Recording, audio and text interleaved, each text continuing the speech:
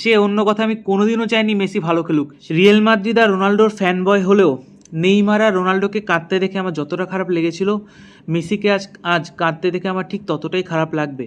কারণ as a footballer মেসির প্রতি আমার হিউজ রেসপেক্ট আছে। আজ FIFA world cup final, Spain versus Argentina. ভাই, আমি রিয়েল মাদ্রিদের ফ্যান, আমাদের কাছে এটা একটা নাইটমেয়ারের থেকে কম কিছু না।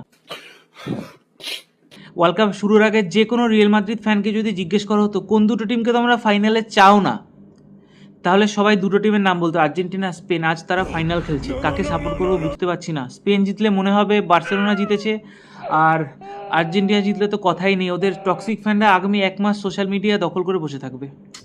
সম্ভবত মেসিরও এটা লাস্ট ইন্টারন্যাশনাল ম্যাচ, তাই রিয়েল মাদ্রিদ আর রোনাল্ডোর ফ্যান বয় হলেও নেইমার আর রোনাল্ডোকে কাঁদতে দেখে আমার যতটা খারাপ লেগেছিল, মেসিকে আজ কাঁদতে দেখে আমার ঠিক ততটাই খারাপ লাগবে।